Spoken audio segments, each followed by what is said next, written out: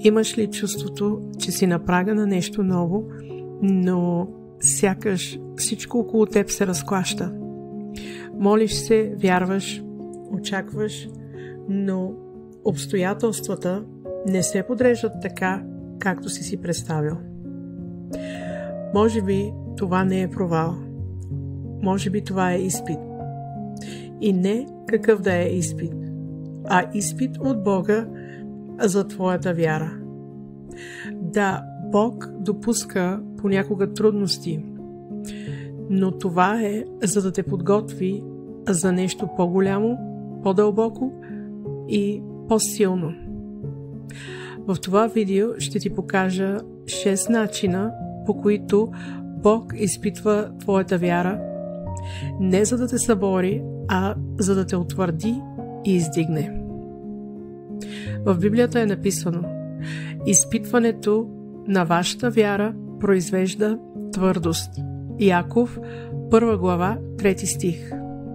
Затова твоят тест днес може да бъде пътят към твоя пробив утре.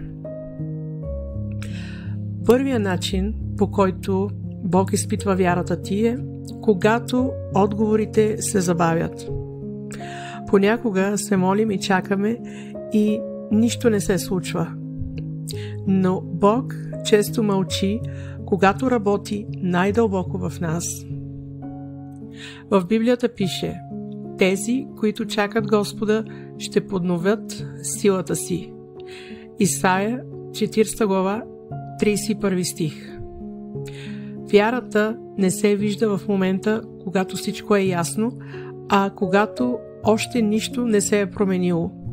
Затова продължи да чакаш с надежда. Втория начин, по който Бог изпитва вярата ти, е когато чувстваш, че искаш да се откажеш. Има дни, в които просто искаш да се предадеш. Това е момента, в който Бог проверява: ще му се довериш ли, без да виждаш пътя.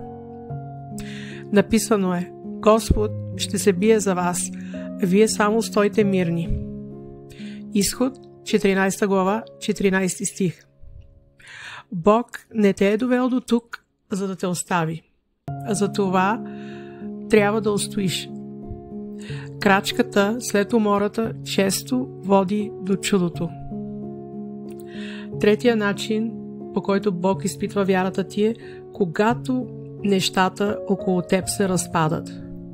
Връзки приключват, планове се провалят. Понякога Бог разклаща всичко около теб, за да насочи вниманието ти към Него. В Библията е написано: всичко съдейства за добро на тези, които обичат Бога.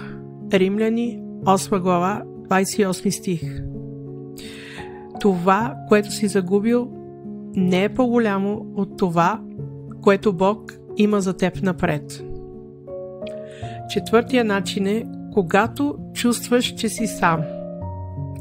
Изолация, тишина, чувство за забравеност, и точно там Бог те среща най-дълбоко.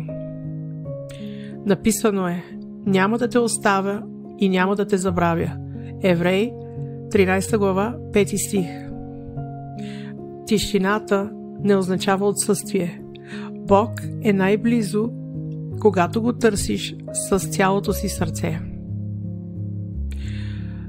Петия знак, че Бог изпитва вярата ти, е когато ти е трудно да се довериш. Разумът ти казва едно, сърцето друго.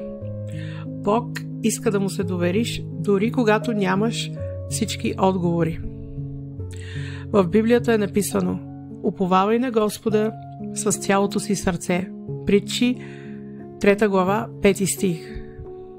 Затова истинската вяра не е само знание, тя е доверие, дори когато не разбираш всичко. И шестия знак, че Бог изпитва вярата ти, е когато Бог те подтиква да направиш крачка напред с вяра. Бог няма да ти даде всички гаранции, ще ти даде обещание. Понякога вярата се вижда, когато направиш крачка, без да виждаш пълната картина. Написано е: ходим с вяра, а не с виждане. 2 Коринтияни, 5 глава, 7 стих. Бог е вече в следващата крачка. Не чакай всичко да бъде перфектно. Тръгни с вяра. Трудностите усилват вярата ти. Те не са знак, че Бог те е забравил, а че Той работи по-дълбоко, отколкото си мислиш.